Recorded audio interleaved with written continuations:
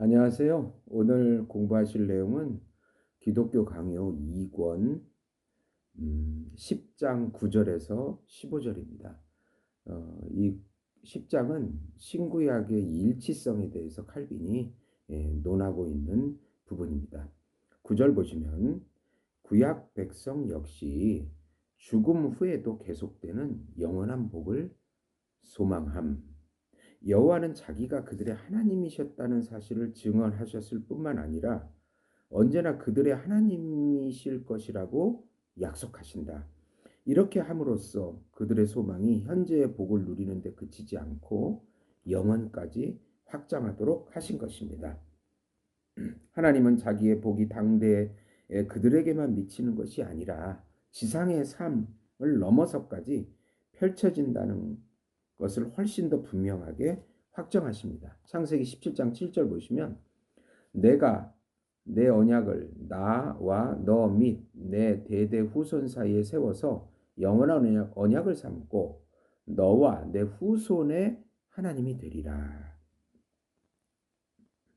만약 하나님이 죽은 자들의 후손에게 복을 주심으로 죽은 자들을 향한 자기의 인자하심을 선포하고자 하셨다면 그 죽은 자들 자신에게는 이보다 더한 호의를 베풀고자 하지 않으셨겠는가. 네. 하나님은 사람과 다릅니다. 사람들은 당대의 빚진 자들에게 호의를 베풀고 그 사람이 죽으면 더 이상 호의를 베풀지 않지만 하나님께서는 그들의 후손들까지 모든 것을 어, 호의를 다 베푸신다고 할 때 그 당대의 그 사람에게는 호의를 베풀지 않으시겠는가 그렇게 말씀하고 있는 것입니다. 그는 죽은 자들로부터 자기의 자비의 열매를 철회하지 않으시고 그들을 위해 천대까지 베풀어 주신다. 그래서 출애굽기 3장 6절에 보시면 아브라함의 하나님, 이삭의 하나님, 야곱의 하나님이라고 불러주십니다. 그들이 죽은 후 오랜 시간이 지났는데 왜 자기를 그렇게 칭하셨는가? 만약 그들이 죽은 후에 소멸되었다면 이는 분명 어리석은 이름이 아니겠는가?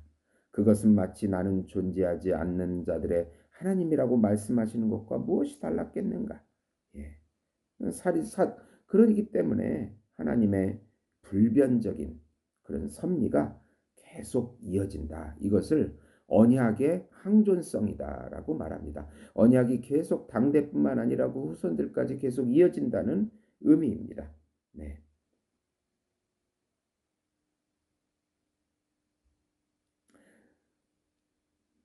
이로부터 쉽사리 미루어할 수 있는 바는 죽음과 생명의 재판관이신 하나님이 받아들여 자기의 교육, 후견, 보호 아래 두신 자들은 실로 죽음 후에도 소멸되지 않는다는 사실을 증명하고 있는 것입니다. 네. 10절 보시면 지상의 행복에 안주하지 않고 그 너머의 삶을 바라보게 하는 계속적인 훈련. 네. 옛날에 여호와의 가르침을 받은 신자들이 그들을 위한 더 좋은 삶이 다른 곳에 있다고 의식하게 되어 땅에서의 삶을 무시한 채 그 이후의 삶만 묵상했겠는가? 하나님은 먼저 그들에게 부과하신 삶의 조건은 계속적인 훈련이었다. 이 훈련을 통해 그들은 만약 그들이 이 세상의 삶에 있어서만 행복하였다면 그 어느 누구도 가장 비참한 사람이 되리라는 점을 깨달았을 것이다. 그러면서 칼빈은 계속해서 인물을 통해서 그렇게 이제 구약의 인물을 통해서 그들이 얼마나 이 세상의 역경적인 삶을 살면서 그 너머의 삶을 바라봤는지를 이제 증명해 나가고 있습니다. 아담이라는 인물을 보면 아담은 빼앗겨버린 행복에 대한 기억만으로도 가장 불행하였음에도 쓰라린 수고 가운데서 자기의 필요를 간신히 채워갈 뿐이었다. 하나님의 저주로 말미암아 비천하게 내몰리는 것이 마치 손으로 하는 수고만으로 부족하는 듯이 그나마 자기에게 남아있는 유로 가운데서도 극한 슬픔을 받아들여야 했다. 창세기 3장 17절에 아담에게 이르시되 내가 내 아내의 말을 듣고 내가 내게 먹지 말라 한 나무의 열매를 먹었은즉 땅은 너로 말미암아 저주를 받고 너는 내 평생에 수고하여야 그 소산을 먹으리라. 그 두 아들은 또 싸움을 통해서 아벨이 죽는 그런 일이 발생했습니다. 창세기 4장 8절에 가인이 그의 아우 아벨에게 말하고 그들이 들에 있을 때 가인이 그의 아우 아벨을 쳐 죽이니라. 그가 남아있는 아들에 대해서 가인에 대해서 반감을 갖고 경악한 것은 아주 당연한 일이었다. 아벨은 꽃피는 한창일 때 목숨을 잃었는데 이것은 바로 인간의 참상을 보여주는 것이었다. 온 땅이 안전하다고 하면서 즐기고 있을 때 노아는 어땠는가? 이제 노아라는 인물이 나옵니다. 인생의 좋은 시기를 바쳐 큰 노동 가운데 방주를 건설했다. 창세기 6장 22절 노아가 그와 같이 하여 하나님이 자기에게 명하신 대로 다 준행하였더라. 방주의 건설을 통해서 죽음을 피했지만은 그 수고는 100번의 죽음보다도 더 큰 아주 힘든 어려움을 초래하였다. 게다가 10개월 동안 방주에 있을 때 동물들의 배설물 속에 잠기다시피 했으니 그 어려움은 말로 형용할 수가 없었을 것이다. 또 자기 아들들이 조롱당하는 처지에 놓인 자기의 모습을 아들들에게 조롱당하는 처지를 알게 됐을 때 대홍수에서도 안전했던 그 아들을 자기 입으로 저주하는 그런 자리에 내몰리게 됐다. 예. 창세기 9장 24, 25절에 노아가 술이 깨어 그 작은 아들이 자기에게 행한 일을 알고 이에 이르되 가나안은 저주를 받아 그 형제의 종들의 종이 되기를 원하노라고 저주를 말해야 했다. 네. 그 다음에 11절 보시면 현세의 고난을 이겨낸 아브라함의 믿음. 이제 우리는 아브라함을 한번 본다면 실로 그는 10만에 버금가는 사람의 존경을 받아야 한다. 그의 삶은 신앙의 최고 규범을 우리 앞에 제시한다. 우리도 하나님의 자녀가 되려면 그의 족속으로 여겨져야 하는 그런 인물입니다. 그 아브라함은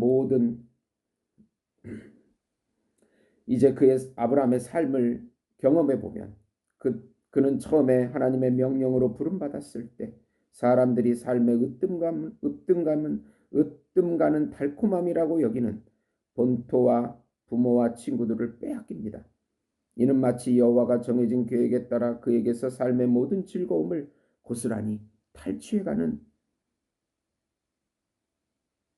것이었습니다. 거주하라고 명령받은 그 땅에 이르자 기근으로 말미암아 그곳을 벗어날 수밖에 없게 됩니다. 도움을 찾아간 곳에서도 자기의 안전을 보호받기 위해서 아내의 몸을 팔아야 할 만큼 궁지에 몰리게 됩니다.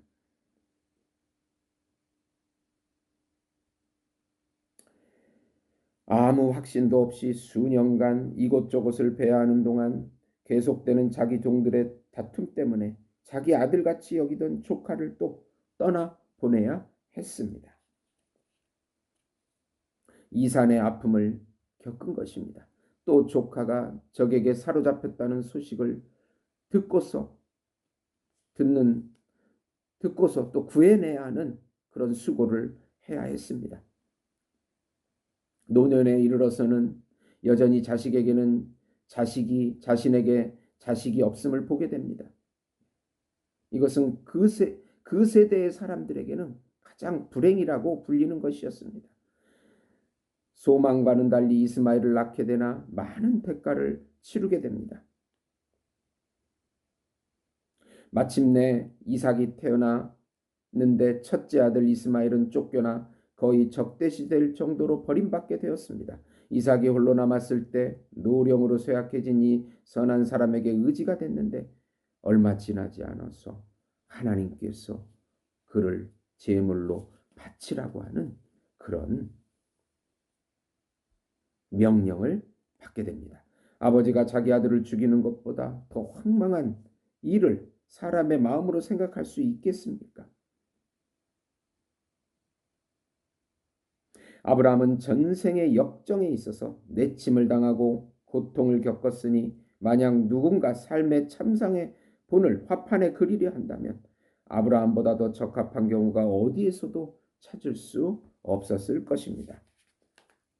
그 많은 큰 폭풍들이 있었음에도 아브라함이 그것을 물리치고 안전하게 목적지에 가닿았다고 해서 그가 완전히 불행한 삶을 산 것은 아니었다고 말하는 사람이 없게 하자. 우리는 무한한 고난을 겪으며 오랫동안 온갖 수고를 다하고 있는 사람을 일컬어 복된 삶을 영위하고 있다고 말하지 않는다. 나쁜 것들을 의식함 없이 현존하는 선한 것들을 평온하게 누리는 것이 복된 삶이라고 말해지기 때문이다. 네. 그 다음에 이제 12절에 보시면 이삭과 야곱의 험악한 지상의 삶 가운데 믿음. 네. 이제 이삭과 야곱으로 나갑니다. 이삭은 보다 덜 나쁜 일을 당하였다. 그렇지만 최소한의 인생의 달콤함조차 거의 맛보지 못했다. 땅 위에 사람을 복되게 놔두지 않는 고난들을 그 자신 역시 경험한다.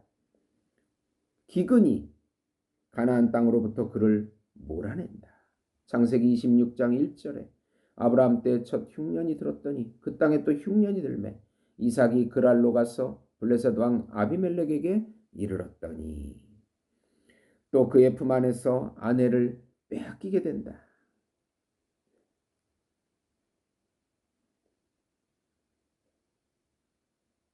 창세기 26장 1절에 아브라함 때 첫 흉년이 들었더니 또 흉년이 들매 이삭이 그랄로 가서 블레셋 왕 아비멜렉에게 이르렀더니 그곳 사람들이 26장 7절에서 11절 보시면 그곳 사람들이 그의 아내에 대하여 물으매 그가 말하기를 그는 내 누이라 하였으니 리브가는 보기에 아리따움으로 그곳 백성이 리브가로 말미암아 자기를 죽일까 하여 그는 내 아내라 하기를 두려워함이라. 이삭이 거기 오래 거주하였더니 이삭이 그의 아내 리브가를 껴안는 것을 블레셋 왕 아비멜렉이 창으로 내다본지라. 이에 아비멜렉이 이삭을 불러 이르되 그가 분명히 내 아내거늘 어찌 내 누이라 하였느냐. 이삭이 그에게 대답하되 내 생각에 그로 말미암아 내가 죽게 될까 두려워하였음이로라. 아비멜렉이 이르되 내가 어찌 우리에게 이렇게 행하였느냐. 백성 중 하나가 내 아내와 동침할 뻔하였도다. 내가 죄를 우리에게 입혔습니다. 아비멜렉이 이에 모든 백성에게 명하여 이 사람이나 그의 아내를 범하는 자는 죽이리라 하였더라. 얼마나 무서웠으면 그렇게 했겠습니까?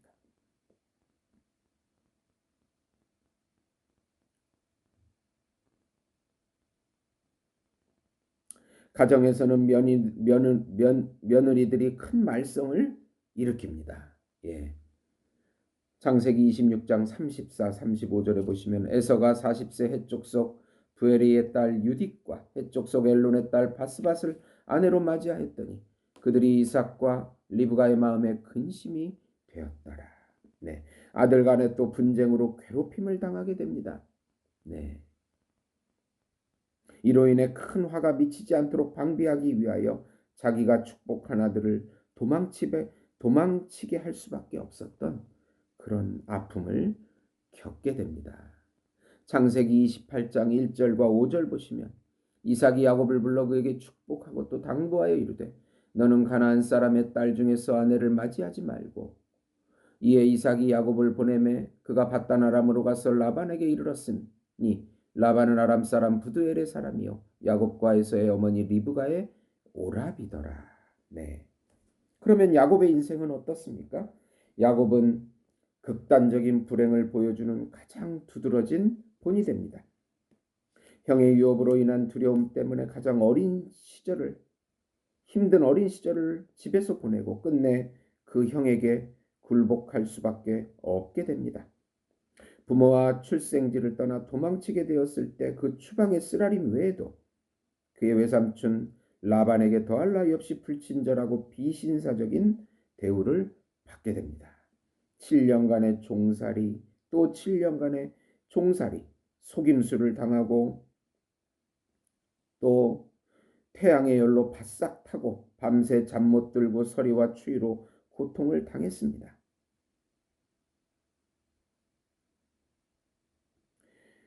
20년간의 삶을 견뎌내는 동안 장인의 부당한 대우로 상처를 많이 받게 됩니다.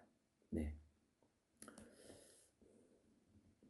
훨씬 더 잔인한 어려움을 또 감수하게 되는데 자기 형에게 가까이 왔을 때 잔인하고 저기에 찬 사람만이 음모를 꾸밀 수 있는 그런 죽음들이 자기 앞에 널브러져 있는 것을 보게 됩니다. 네. 그러므로 에서가 오는 것을 기다리는 동안 경악스러운 두려움으로 인해 측량할 수 없는 만큼의 고통을 당하고 마음이 갈기갈기 찢어지게 된다. 찢어지는 것을 경험하게 됩니다. 네. 또 처음으로 그 땅에 들어갔을 때 자기가 가장 귀한 사랑을 쏟았던 아내 라헬을 잃게 됩니다. 라헬에게서 얻은 나머지 아들보다 더 사랑한 아들이 야생 짐승에게 물려 몸에 찢겼다는 소식을 듣게 됩니다. 네.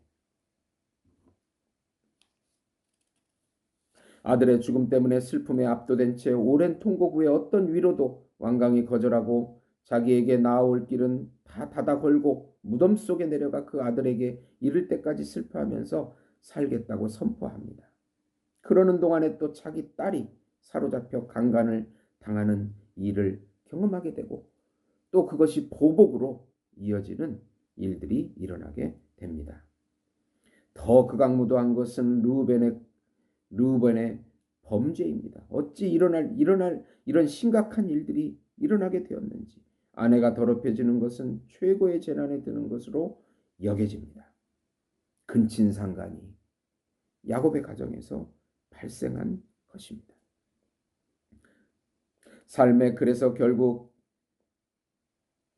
야곱은 삶의 끝자락에 다다랐을 때 자기와 가족의 기근을 이겨 내려는 방도를 모색하던 중 새로운 재난의 소식에 충격을 받게 됩니다. 아들 가운데 또 하나가 감옥에 갇혀 있다는 것을 알게 되는 것입니다. 네. 이렇듯 나쁜 일들이 무더기로 몰아치는데 어떻게 한순간이라도 평온히 숨을 내쉴 수 있으리라고 생각이나 할 수 있었겠습니까? 그리하여 자기에 대한 최고의 목격자인 바로에게 지상에서의 자기의 날은 짧았으나 험악했다고 증언한 것입니다. 그러면서 야곱은 적대적이고 배은망덕하게 하나님의 은혜를 평가한 자였거나 아니면 지상에서 비참한 삶을 살았노라고 솔직히 공포한 자였거나 할 것입니다. 그의 주장이 참될진데 이로부터 귀결되는 바 그는 땅의 것들에 자신의 소망을 두지 않은 것이다 라고 우리는 결론 내릴 수 있는 것입니다. 네. 이제 13절에 보시면 거룩한 조상들도 죽음 후의 열매를 바라봄. 네.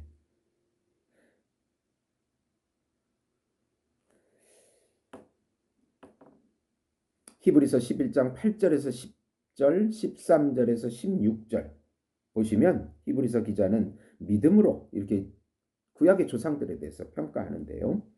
믿음으로 아브라함은 그가 이방의 땅에 있는 것 같이 약속의 땅에 거류하여 동일한 약속을 유업으로 함께 받은 이삭 및 야곱과 더불어 장막에 거하였으니 이는 그가 하나님이 계획하시고 지으실 터가 있는 성을 바랐습니다. 이 사람들은 다 믿음을 따라 죽었으되 약속을 받지 못하였으되 그것들을 멀리서 보고 환영하며 또 땅에서는 외국인과 나그네임을 증언하였으니 그들이 이같이 말하는 것은 자기들이 본향 찾는 자임을 나타냅니다. 그들이 나온 바 본향을 생각하였다면 돌아갈 기회가 있으려니와 그들이 이제는 더 나은 본향을 사모하니 곧 하늘에 있는 것이라. 이러므로 하나님이 그들의 하나님이라 일컬음 받으심을 부끄러워하지 아니하시고 그들을 위하여 한 성을 예비하셨느니라. 예, 이들 모두도 거룩한 조상들도 하늘의 본향을 사모하고 살았다는 것입니다.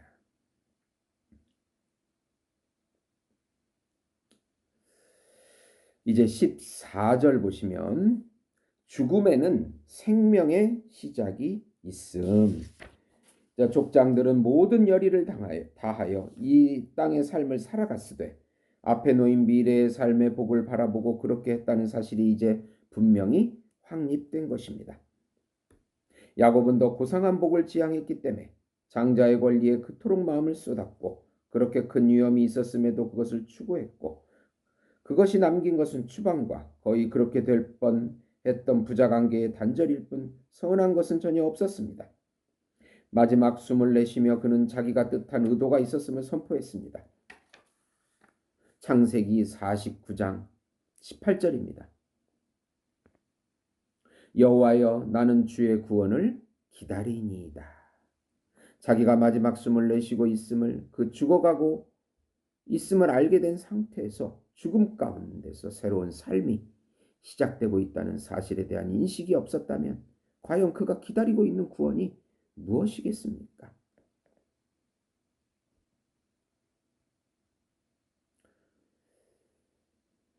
다윗은 그의 경건한 자들의 죽음은 여호와께서 보시기에 귀중한 것이라고 시편 116편 15절에 말합니다. 또 시편 34편 21절에 불경건한 자들의 죽음은 매우 악하도다 라는 말씀의 뜻은 무엇입니까? 만일 죽음이 최후의 경계와 목표라면 죽음에는 의로운 자와 불경건한 자를 구별하는 어떤 표지도 존재할 수 없을 것입니다. 그러나 죽음 이후 그들 각각에게 남아있는 다양한 것들로 그들은 서로 간에 구별됩니다. 발람이라는 사람도 민수기 23장 10절에 나는 의인의 죽음을 죽기 원하며 나의 종말이 그와 같기를 바라노라 라고 이방 선지자도 성령으로 이런 말을 표현한 것입니다. 네. 이제 15절에 보시면 다윗이 고백하는 여호와의 영원한 복입니다. 네. 다른 선지자보다 시기적으로 앞서는 다윗은 하늘 비밀을 그들보다 더 희미하게 하나님의 경륜의 순서를 따라 예표하는데 시편 39편 12절에 나는 주와 함께 있는 나그네이며 나의 모든 조상들처럼 떠도나이다. 시편 39편 5, 6절에 사람은 모두가 허사뿐이니이다. 진실로 각 사람은 그림자같이 다니고 시편 39편 7절 보시면 주여 이제 내가 무엇을 바라리요 나의 소망은 주께 있나이다. 이런 고백을 볼 때 진정 지상에는 견고하거나 안정적인 것이 아무것도 없음을 인정하면서 하나님에 대한 확고한 소망을 변함없이 붙들고 있는 자는 자기 행복이 다른 곳에 맡겨져 있음을 묵상한다고 볼 수 있는 것입니다. 또 시편 103편 17절에 여호와의 인자하심은 자기를 경외하는 자에게 영원부터 영원까지 이르며 그의 의는 자손의 자손에게 이르르니. 예. 시편 102편 25절에서 28절 보시면 주께서 옛적에 땅의 기초를 놓으셨사오며 하늘도 주의 손으로 지으신 반이이다. 천지는 없어지려니와 주는 영존하시겠고 그것들은 다 옷같이 낡으리니 의복같이 바꾸시면 바꾸려니와 주는 한결같으시고 주의 연대는 무궁하리이다. 주의 종들의 자손은 항상 안전하고 안전히 거주하고 그의 후손은 주 앞에서 굳게 서리이다 하였도다. 네. 하늘과 땅이 소멸한다 해도 경건한 자들이 여호와 앞에서 요동치지 않고 견실하게 머문다면 그들의 구원은 하나님의 영원성과 결합된다는 것입니다. 이사야 51장 6절에 너희는 하늘로 눈을 들며 그 아래의 땅을 살피라. 하늘이 연기같이 사라지고 땅이 옷같이 헤어지며 거기에 사는 자들이 하루살이같이 죽으려니와 나의 구원은 영원히 있고 나의 공의는 폐하여지지 아니하리라. 네, 이런 고백을 통해서 여호와의 의와 구원이 돌려지는 항구성 있다는 것을 보여주고 있습니다. 이는 그것들이 여호와의 수중에 영원히 머물러 있다는 점에서가 아니라 사람들에 의해서 구약의 백성들을 통해서 구약의 의인들을 통해서 그렇게 경험되는 이 세상의 삶 가운데서 경험된다는 점에서 그렇게 말하고 있는 것입니다. 네. 오늘 이 말씀을 통해서 하나님의 구약 백성과 신약 백성과 동일하게 구약 백성도 하나님의 불변적인 섭리가 그들에게 미쳤으며 그들이 이 땅에서 훈련을 통해서 영원한 그 하늘나라, 하늘 본향 그것을 소망하면서 살아왔다는 것. 네. 그 언약의 항존성이 계속해서 이어진다는 것. 네. 그리고 또 항구성이 계속 된다는 것을 보여주는 내용입니다. 이렇게 신구약 칼빈은 신구약의 일치성을 주장한 것입니다. 들어주셔서 감사합니다.